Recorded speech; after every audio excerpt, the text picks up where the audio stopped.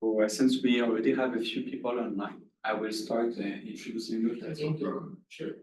So, hello everyone, thank you for joining the rounds. Hello. Hossein Torkpour is a social worker, currently working at the DITSA DP program at the CLSC Benefund. And he has extensive experience in advocacy, including in the late 90s and early 2000s by co-founding grassroots organization in Montreal and Ottawa within the Iranian communities, challenging homophobia and promoting community-based education about gender equality, sexuality, and human rights. He also contributed to educational videos, the creation of a documentary with the National Film Board of Canada, and in this case on the topic of sexual orientation within the Iranian community. He obtained his master's in social work from Carleton University, and he is now a PhD candidate in social work at UQ. Thank you very much, Hassan. Thank you. Yes, good afternoon, everybody. Thank you very much for being here. I really appreciate it.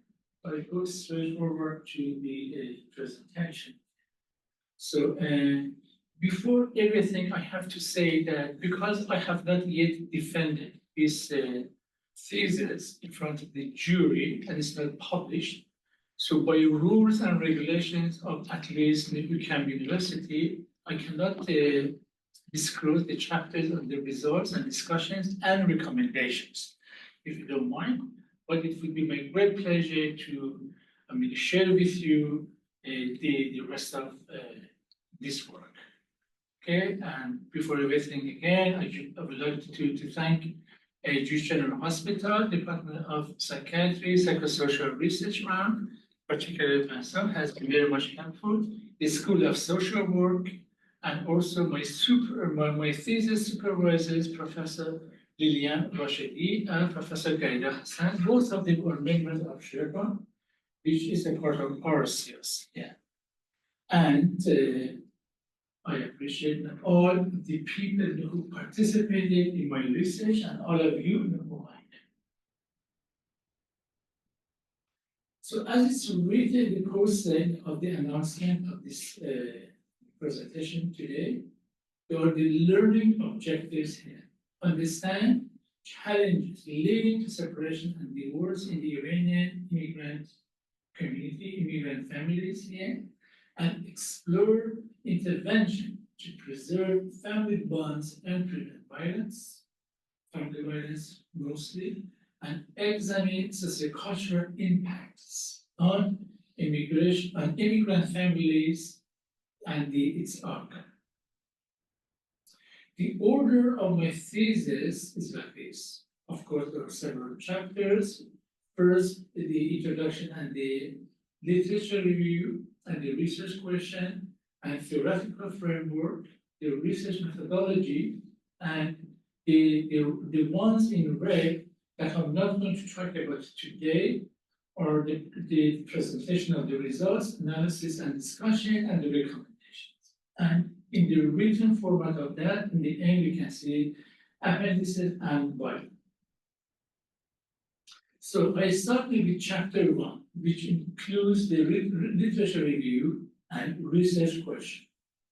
That's composed of introduction, a kind of summary about Iran's socio-historical context and portrait of the Iranian diaspora in Quebec in Canada, which is a kind of educated diaspora, and the core of the literature review.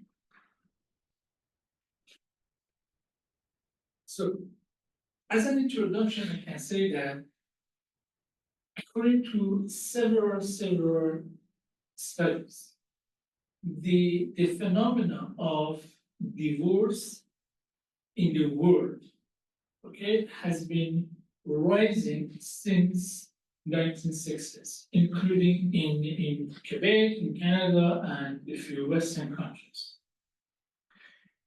A lot of people thought that, okay, maybe that was the kind of Western phenomenon.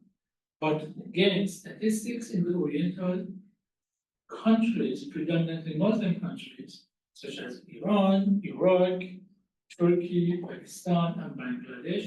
I have focused on these countries because they are similar to a certain extent to Iran and the cultural backgrounds of Iran. They have a lot, I mean, the divorce rate has been equally, I mean, quite high, and it's becoming more and more in terms of the numbers and percentage.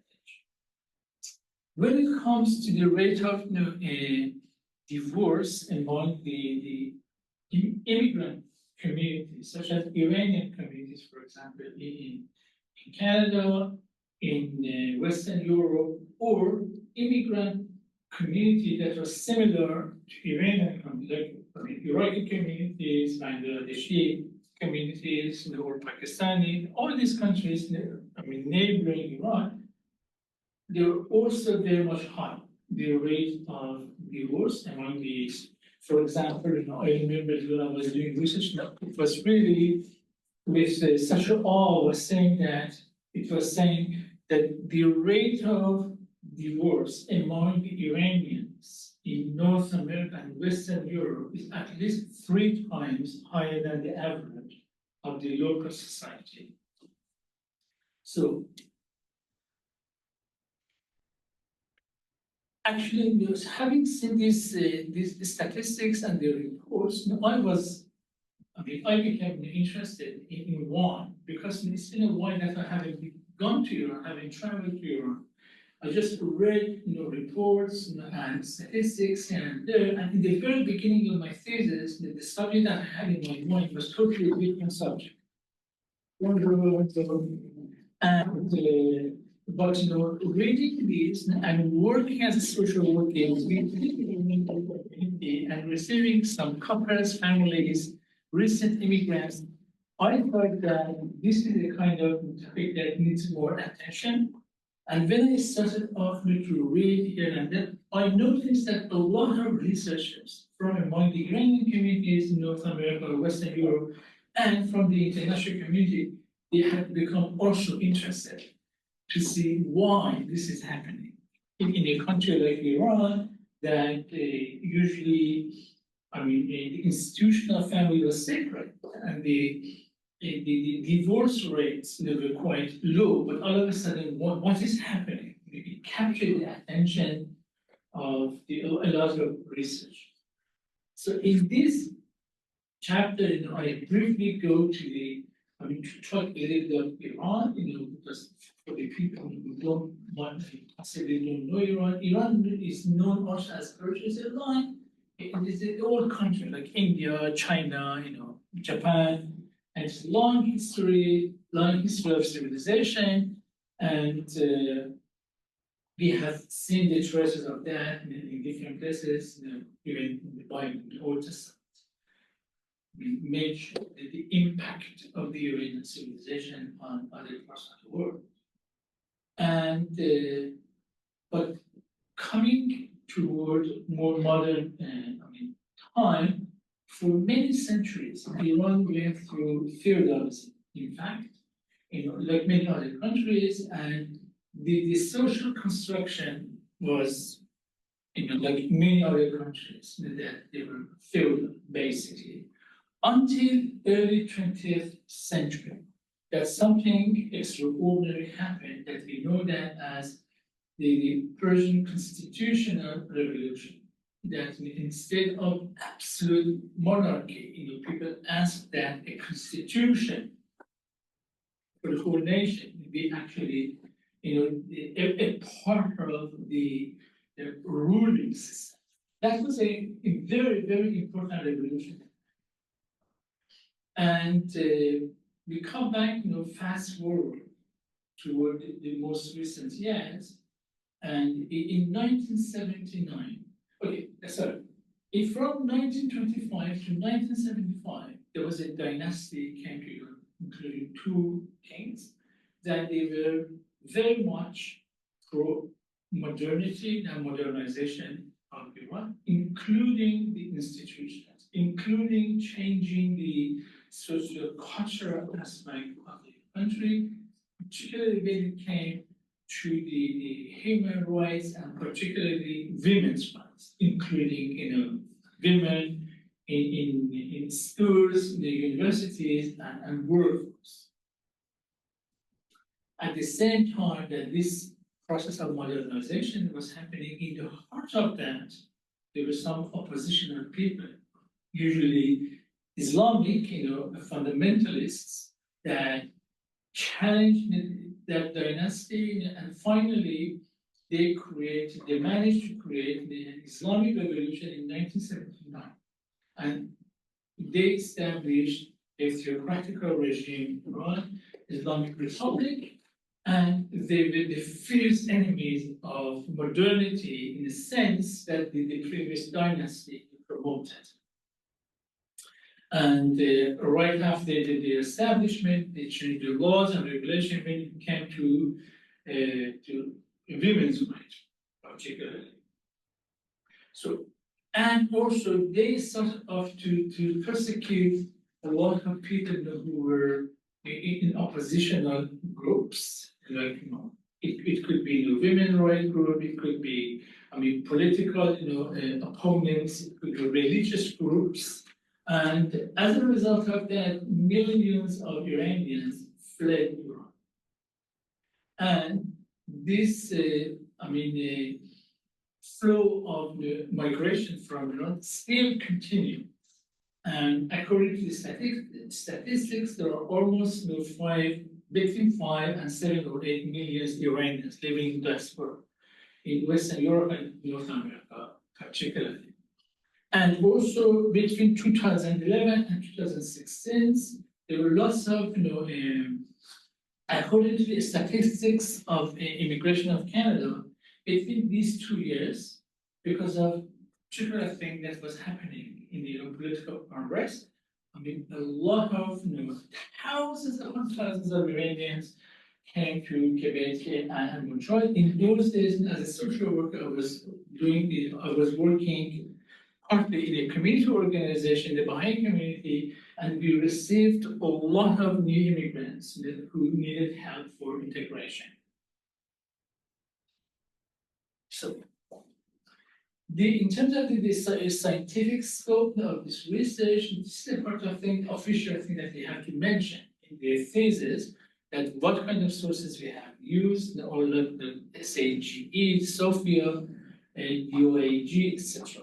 That I just want to mention very briefly. And when it came to my research for the literature review, I was advised by my supervisors to take a look at not only Iranian society and Iranian communities abroad, but similar communities, like I have mentioned here, in Pakistan, India, Bangladesh, and the similar communities in North America and Western Europe. So, based on the research that I made, if I want to summarize it, there are 2 important aspects in terms of the participants that I wanted to study their experiences, that it can include their situation before immigration and what happened to them, what experience they did have after immigration. And the literature review is based on that. So when it comes to pre-immigration, in the literature, there are many elements mentioned that it can lead Iranian couples within Iran and similar countries to separation and divorce. One of the major ones was gender and social control of women, basically gender inequality. I give more examples later. And problems related to sexuality. This is also highlighted in the literature review, that there are a lot of divorces happening because of the sexual dysfunctionality, problems, clinical problems related to sexuality, communication problem, family interference problems, financial problems, and socioeconomic attitudes, including dowry. Dowry, a good part of my literature review is about dowry. That dowry is a very old kind of tradition in many countries, including in Iran, and it's not only related to Islamic traditions, it comes back from, even before Islamic era.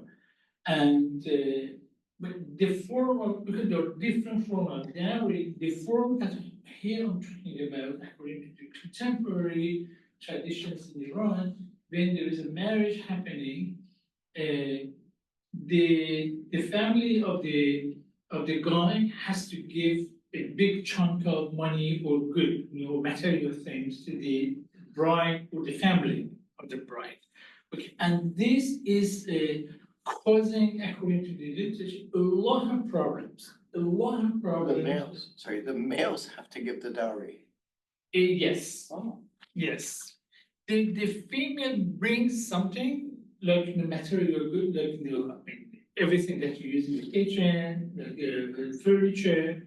That's one thing. But this dowry that I'm talking about is the form of money or gold or good that the guy gives to the woman or her family, okay? And that's hers. And anytime she wants to cash it, according to the laws, she can do that, okay? And if the husband doesn't have the money to give to pay it, he's going to be in trouble, ending up in jails until he pays it. So that is why in the beginning of the marriages, there's lots of negotiations happening about this, and it's causing a lot of problems. And the literature showed that there are similar situations in India, in Pakistan, and all these countries neighboring Iran. Another issue, in the literature about the reason for, many divorces in Iran is the family violence, unfortunately, domestic violence. And a lot of the issues related to health and mental health that, in the beginning, they don't reveal it, that they have some problems, but they get married and all of a sudden, on the other side, they say, oh my goodness. So they end up into, divorce. Consumption is a big problem, according to the research review, and religious beliefs that they have different religious views. When both of them are Muslims, but they have different degrees of beliefs and practices, and becomes quite problematic, and they end up in divorce. And another big issue within the Iranian society, according to the literature review, is the traditional issues. Okay?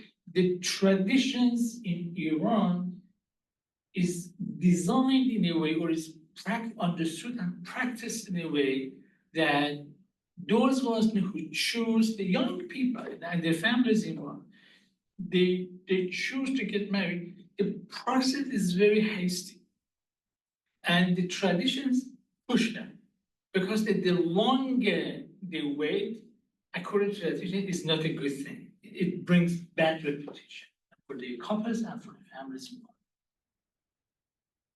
So I just want to give a little bit of more explanation about the gender issues and sexual issues as major problems, because both of them, according to the literature review, they are very much intertwined.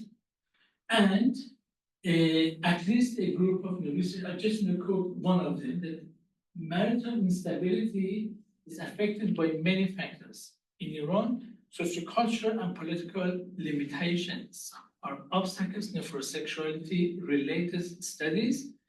Therefore, insufficient information is available in this area. This is one of the major parts of my thesis, that I understand that there are lots of problems, okay, but because of this traditional system, people don't talk. And even when they talk, the physicians, the information, stay there. They're not going to be appearing in the research. Even for those researchers who are interested and they try to extract the information, because of the censorship, even for publication, and they're afraid of their own lives because of the censorship, So the information is not really clear. Okay, so that is why when I was talking to my supervisor, they said that it's a good thing in your research that you're doing that because in Quebec, the participants may have, feeling of security and not doing self-censorship, and they can reveal the nature of that, which is something that happened in this region. Unfortunately, I cannot reveal the details now that, but this is something that happened. So I give you some examples in terms of for gender and sexuality, that Iran has a long history of traditional values, patriarchal and Islamic views on gender inequality. Basically, women and men are not equal in Iran. It's like all time maybe in Quebec. Imagine a kind of soccer field which is not equal for the both parties.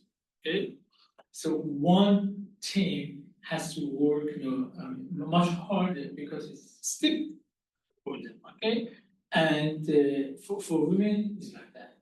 They are practically according to laws and regulations, if not 1/3 of men, like half of men. Okay, that's the reality, unfortunately. So because of that, there's lots of pressures on girls too, particularly when it comes to the concept of virginity before marriage, and it brings a lot of stress and pressures on young girls and young women and their families. And in Iran, there is absolutely segregation of genders when it comes to, kindergartens, there's daycares, schools. These young people, when they grow up, they're completely grown up into different worlds, gender-wise, and they don't know each other when they grow up, mostly. And according to the Islamic, laws and regulations, sexuality is accepted only and only after marriage. And if they catch some people who do that outside the marriage, is hugely punishable.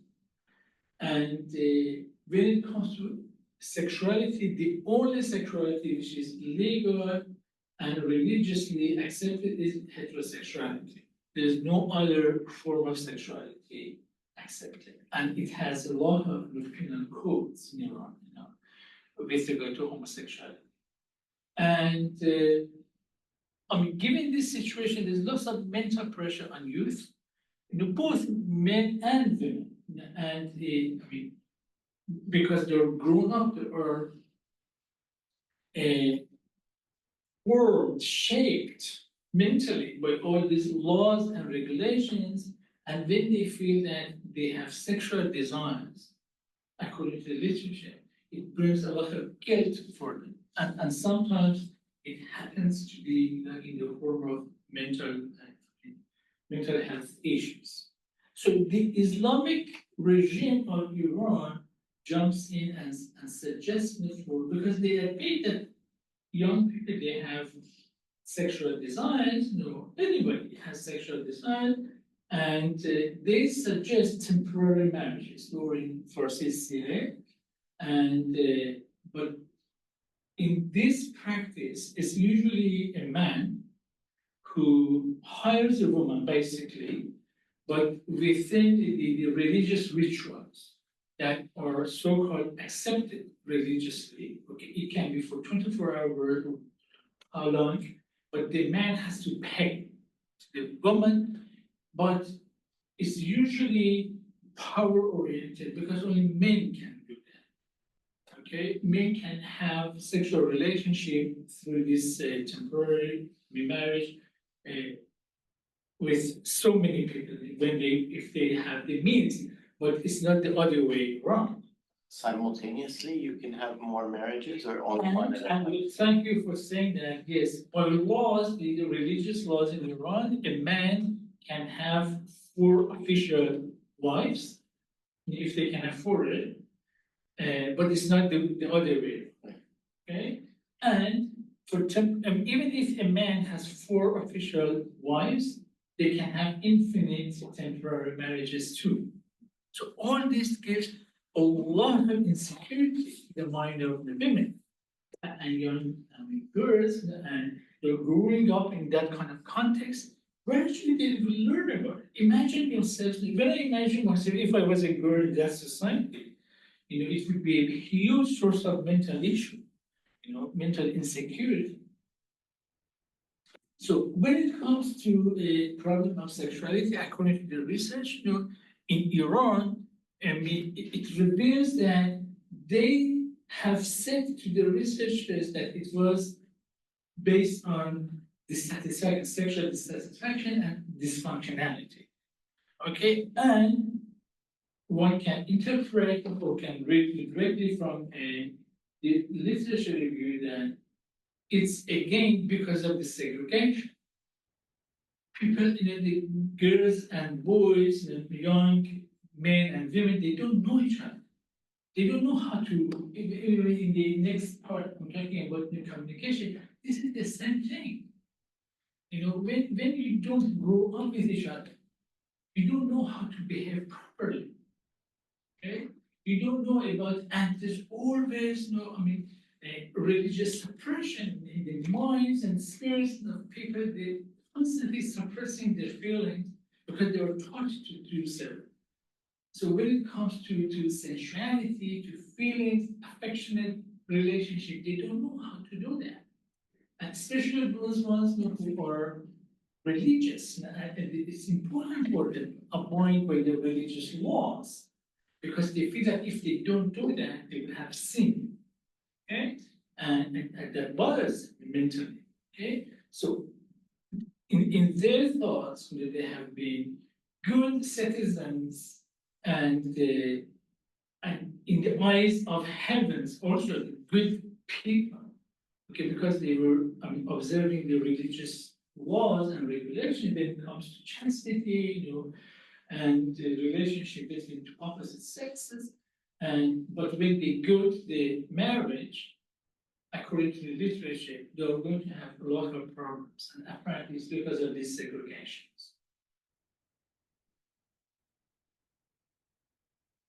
So now we are talking about the post-migration, according to the literature. Again, there are important issues that are gender-related.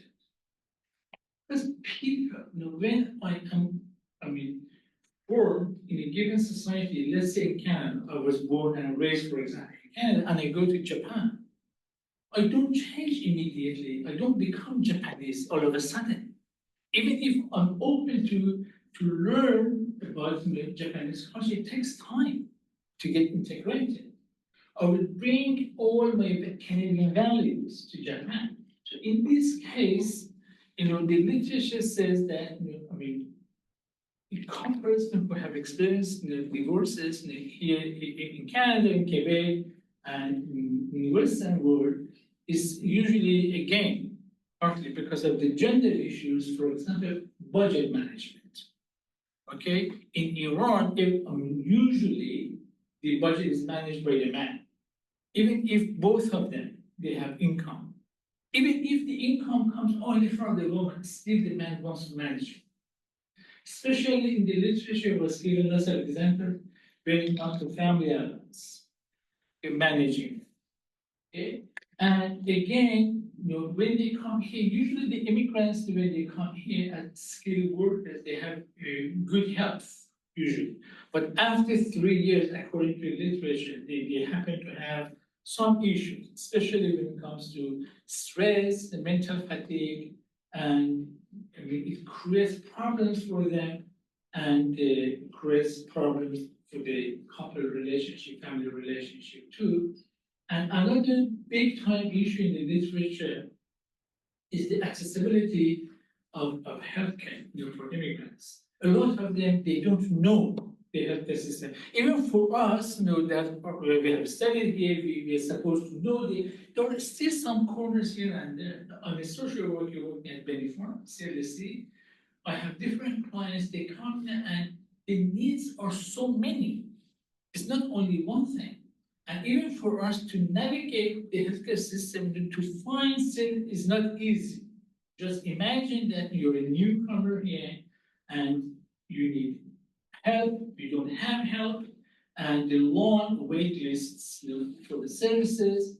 So they don't have a chance to address the problem, health problems or mental health problems right away. So it becomes like an instrument to destroy the family bonds. According to the literature, one of the problems, because my subjects are Iranian immigrant families that are Muslims, I have excluded all other religious groups.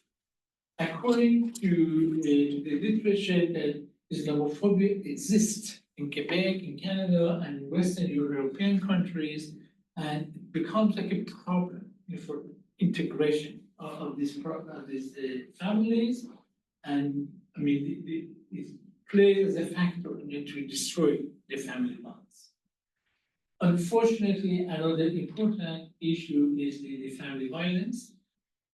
Not all of the couples, of course, but according to literature, there are couples who came here and they had this habit of family violence from Iran or similar countries, and they were still practicing it here. But here they ran into big time that finally ended up in the family relationship.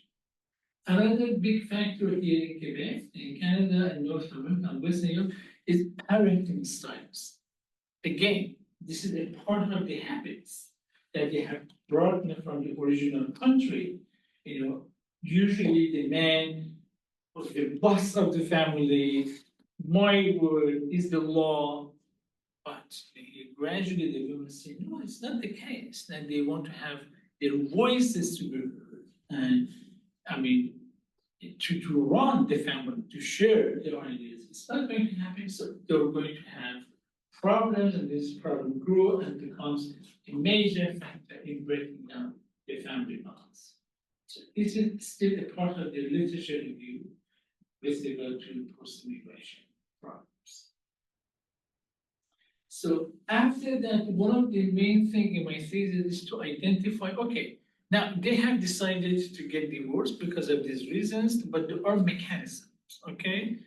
And for separation and divorce, if you are only Quebecois or Quebecois or Canadian, you happen to experience divorce, you can go to palais de justice here or mediation and get legal. But for immigrants, it's somehow different. Okay, because they are, according to literature, they're living in two worlds.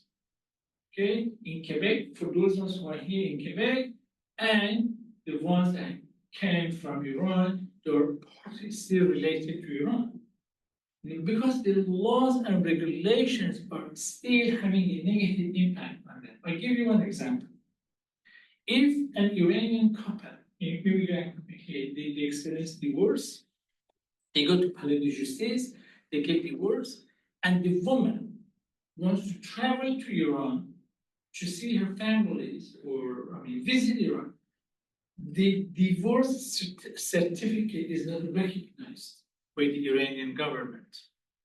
And she wants to go to a hotel, reserve a room. Okay, they ask your status, married, they say, okay, I'm divorced. So where is your certificate? Quebecois certificate, oh, it's not accepted. So they have to make equivalence of that.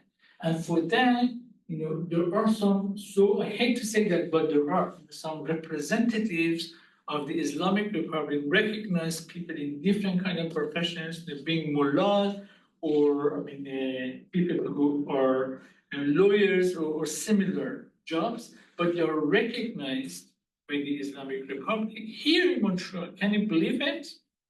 The couple, they go there, they spend a few $1,000s to get religious divorce and the legal divorce that goes, because there's no Iranian embassy or consulate general here in Quebec and in Canada.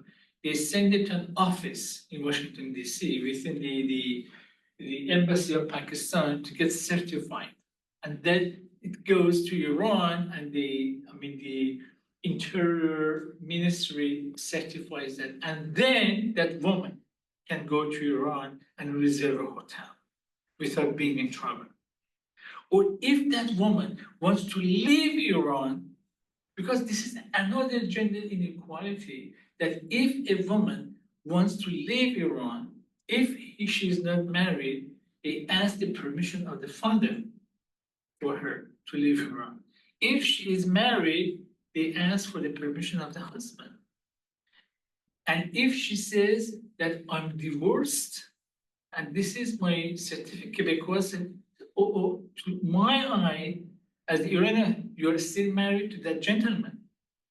Go and bring a permission. And imagine that they had fought before, and this gentleman would never issue that permission because he wants to put her into more trouble. So it's going to be a disaster.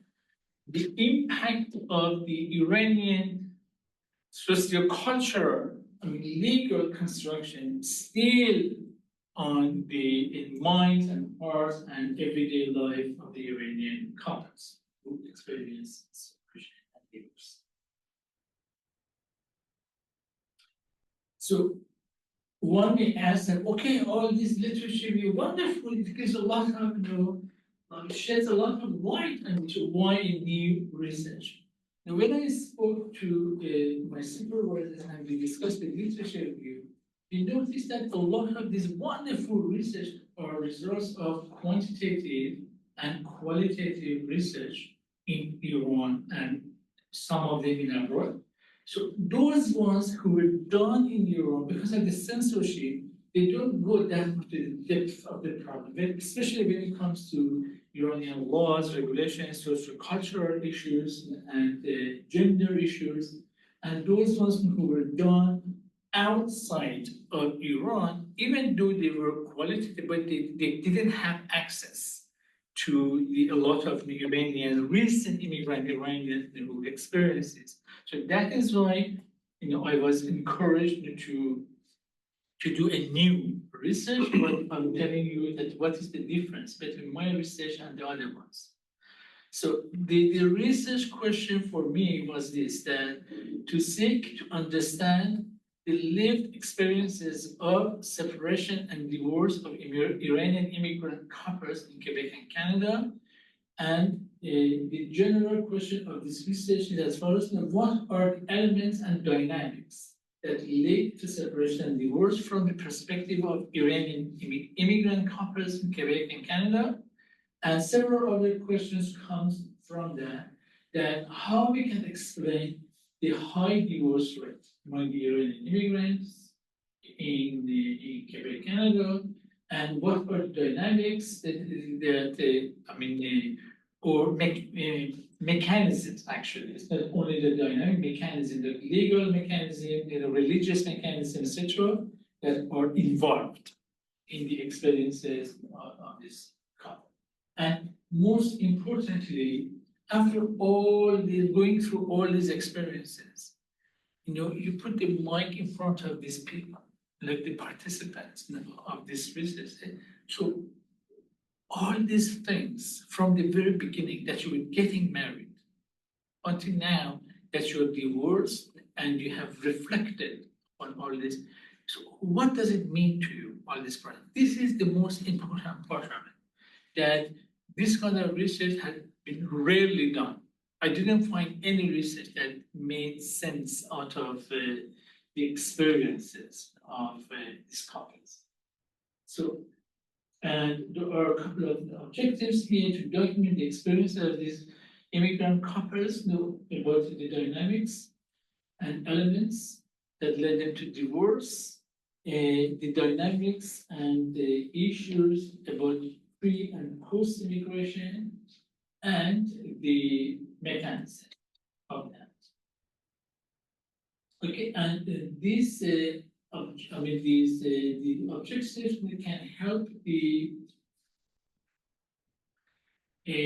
social workers or family therapists or people who are working here in this kind of group, and also can give because they make sense out of their own experiences, it can be empowering for the participants, and the messages that come in the end of the research can help other Iranian or similar immigrants and those young Iranians or again similar cultural background who just want to get married or want to come here as immigrants to use the experiences. Just so you know, you have about 5 minutes left if you want to take time for questions, or if you want to go longer. That's Okay, also- just for doing that, I just wanted to say that I had to use the intersectionality to as a I mean framework, the theoretical framework. So I just summarize it. I just don't show the rest, okay?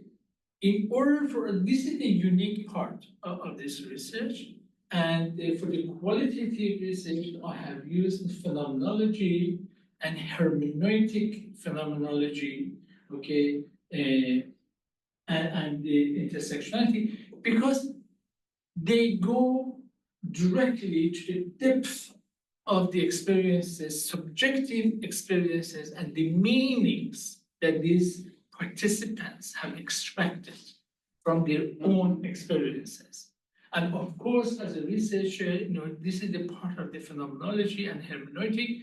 When you listen to someone, okay, you have to focus on the subjectivity of what they say, but we are also human beings, yes, as researchers. So you have to be aware of your own background and the kind of impact that you bring into these experiences and your interpretation that you report the final reports of the conclusions of the research. So for that reasons that we wanted to get what is the sense, how does it make sense for the participant or these experiences, I used this intersectionality, phenomenology and hermeneutic to formalize the conclusions and the discussions. So maybe I can summarize it. You said we have only 5 more minutes. For your presentation, Okay. but we have about 15 minutes for questions. Okay, so if you you are wanted to add a bit more information, that's also fine. okay, very It's okay. good. I thought okay. Good. So maybe I can explain a little bit more about the intersectionality, that the root of that comes from the feminist standpoint theory. And this theory is, it was created because in the very beginning, it was vis-a-vis the theories that emphasize on objectivity of the research, okay, rather than subjectivity. Because they say that each person comes uniquely from certain places, okay, that because of that place that you have in the society for your different identities, being woman, men, poor, rich, educated, non-educated, worker, blue-collar worker, whatever. So your experiences in the same society is different. And if you want to understand this, okay, you have to listen to the explanation of your subject of your research through subjectivity rather than objectivity. So this is the basis, theoretical basis for intersectionality, and intersectionality talks about the same thing, okay?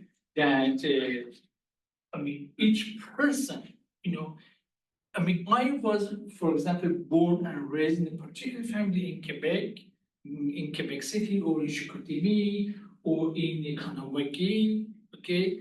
And the same person with the same age, the same gender, that was born in Westmont or in Ottawa, our experiences, all of us, we are Canadian, yes, but our experiences are different.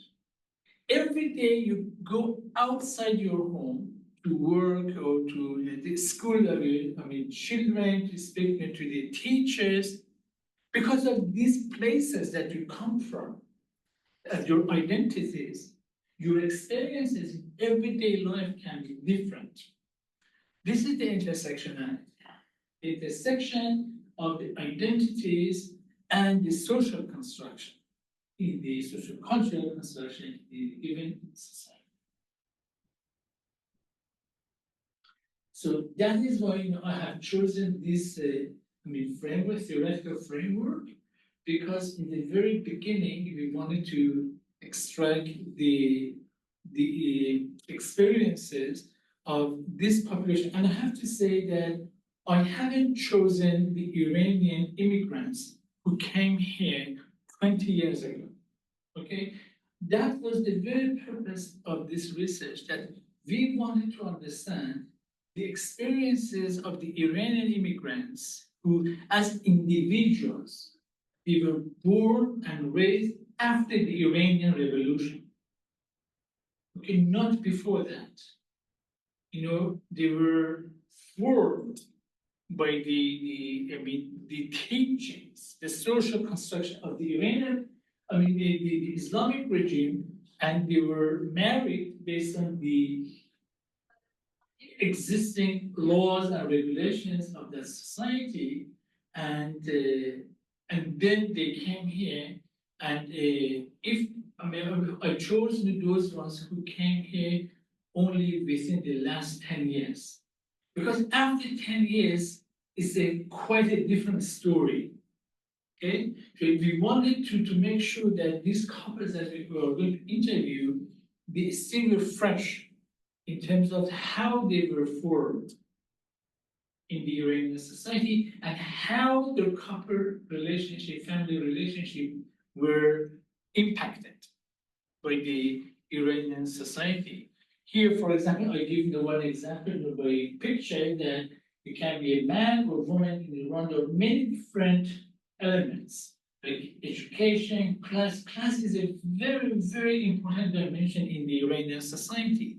How your relationship in the society, your interactions are being shaped. Your sexual orientation, your capacity, your health, your ethnicity, because Iran is not a uni-ethnic kind of, there are many different ethnicities, religious groups, languages.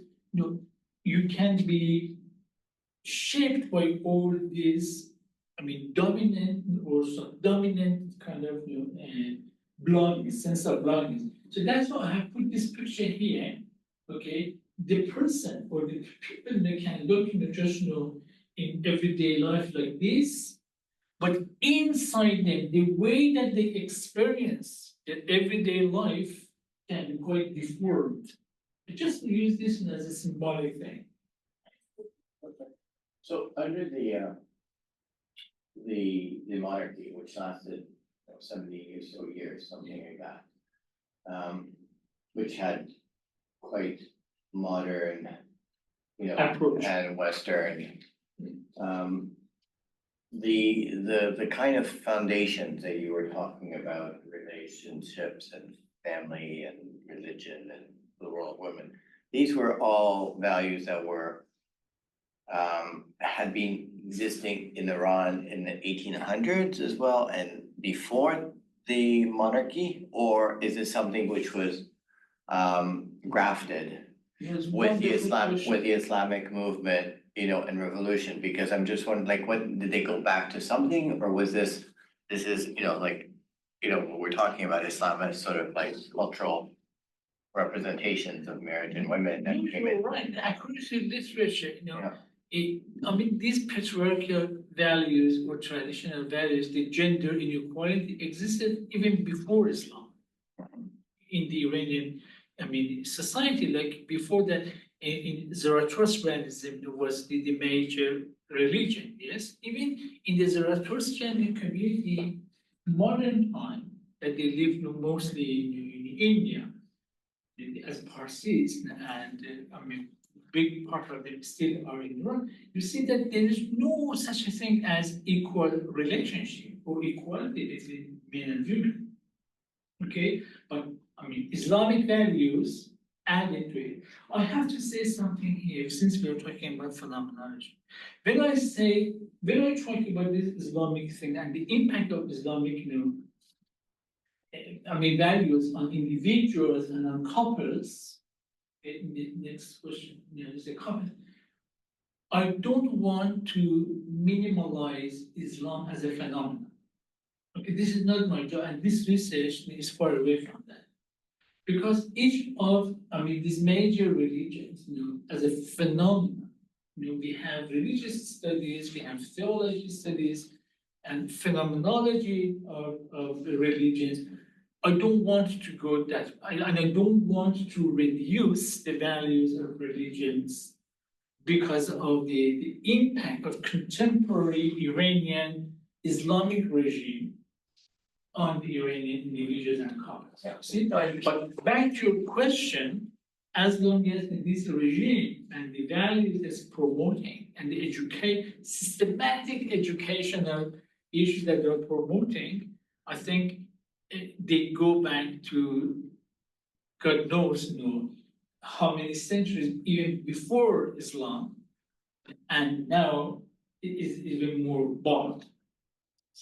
But my understanding was, if you look at North America or Europe, even in the fifties or sixties, there were lots of gender inequalities. It wasn't like the world was a gender equal space and we had countries like Iran in this, under the monarchy that weren't. I'm trying to understand whether, relatively speaking, because a lot of the information that's always been shared historically, colleagues, friends, everything, is that women had spaces to evolve academically, Yes. relationally, and all that. In probably imperfectly, compared to what happened even in the 70s and 80s and 90s, and things started to change even in the Western world. Yes. But that there had been, some rather more even, gender playing field. So I guess if you then look at those families that immigrated just around like the revolution, Yes. then they would have come to Canada. I'm assuming they've been studied with probably the less sort of the impact of the pre and That's post true. clash of culture in the Exactly. two spaces. They would have not had the same kind of Yes. family around separation and even roles of parents and mom. Okay. That's very true, exactly. And under the Pahlavi regime in Iran, I think there was a dialectical movement going on because the regime and a group of people who were around it, they were trying to make a critical mass to battle the other discourses that existed in terms of traditionalism, women back homes, closing the university doors against women. Okay, there was a dialectical movement, okay? But the problem was that when Khomeini and his friends, groups came, they did not want to continue this dialectic in a friendly way, in a democratic way. Said, okay, we have more power and arms, there's no need for dialectic. Okay, it just, uprooted everything else. And because the other group, they didn't want to go that way. That was inherent value within the discourses that they want to talk and they want to make choice. Even under the Islamic regime, look at the recent political unrest in Iran, especially when it comes from young women and young men. Okay, at one point, they were forced to have obligatory hijabs, okay, and they were formed, they were shaped, but now they're opening their eyes, they're awakening. Say no to that. Okay? Even they're willing to give their lives. They come to the street, and we have seen and we have read the reports recently, yes, that how many Iranian young men and women they were killed on the streets because of these mass demonstrations. But this regime's moved on. They don't like me to talk. They don't like the dialectic. They just don't want, because they think that whatever they believe in is coming directly from heaven. This is in their interpretation of big ayatollahs, and that's it. That's the end of it. And if you give them the opportunity, they want to prescribe it to the entire world. In their minds, the rest of the world is fine, whatever they're doing. If you ask them what is your solution, well, the whole world has to be Islamized. And what kind of Islam? Just Shia, 12 Imam Shia, that they have they say that they claim that is the correct interpretation of Islam. And this is the big unfortunate that you're willing to find and kill other people because they think that they are the correct interpretations of the entire religious phenomenon. I have a question on the Zoom. Yes. You're welcome to unmute yourself if you would like to ask your question. Yes, thank you very much for this very important talk on very, very important topic. I also very much look forward to hearing your results because I think they would also be very informative. I just would like to share a comment, and especially in terms of like emphasizing the intergenerational differences. Like there were some examples that you shared during your presentation, which is like very, very true, such as like segregation. But I think it's also important to mention that phenomenon such as segregation has been enforced mostly in like governmental area, like schools, university, but the regime really has lacked this capacity to impose this sort of segregation and some of these oppressions and restrictions in all aspects of life. Like, I mean, in their private life, Iranian people do not really adhere to this restriction. Except within more like traditional or religious families. Just as an example, I feel like the Women Life Freedom Movement, which began in 2022, really nicely reflects a profound shift in Iranian society, one that could even interestingly engage some like conservative traditional families. So I think there are some signs from Iranian communities that really shows this trend, like generational transformation, especially among younger Iranians who are increasingly reject these highly rigid norms imposed both by Islamic law as well as some traditional cultures. So you mentioned, you even talked about like temporary marriage or polygamy. Once widely accepted, I think they are now being very like seriously challenged, not only by women, but also by men who are resisting this sort of like societal pressures. That's very true. That's very true. But according to the literature, as long as they exist on paper and the Islamic regime is promoting, it brings insecurity, for a lot of people, especially for women. This is according to the literature. Yeah, I think that, and that's why your results would be very, very interesting, because I was thinking that maybe like Iranian women in Iran feel less protected by law, particularly when they are requesting like for divorce, whereas here in Canada, they may feel like they're more protected. So they feel like, okay, it may be easier for them to apply for divorce. Like even for dowry, some women in Iran, they need to give that up so that they can get divorced. So yeah, that could be. I really regret that I cannot discuss my results. I really regret, but you will be surprised to hear, how these couples, the participants, what kind of thing they learned. I mean, the transformations, and how they saw after all these years these kind of traditional values that once upon a time they really wholeheartedly adhered, how later on they saw this. I regret that I cannot discuss that. I missed why, but you will do that another time. Maybe Come another back to time, finish. yes. Okay. But I have a feeling that you could already guess, my conclusions. We'll have to re-invite you once you're Thank you. able to. But present the results. thank you, Thank you. thank you, all the very best. It was absolutely a fascinating presentation. Thank you. And it just makes us want to hear more about it. How you put together and the historical dimension, the cultural dimension, and then bring this back to the individual experience through phenomenology. I think that's a very interesting and impressive kind of cross-level analysis that we're proposing. Exactly. So thank you again for presenting. Thank you for the opportunity, each and all of you who are on the side of the camera. Thank you very much for your presence. Thank you for your department and for Jewish General Hospital that gave me this opportunity. I really appreciate it. We look forward to having you back. Thank you. It's very kind of you.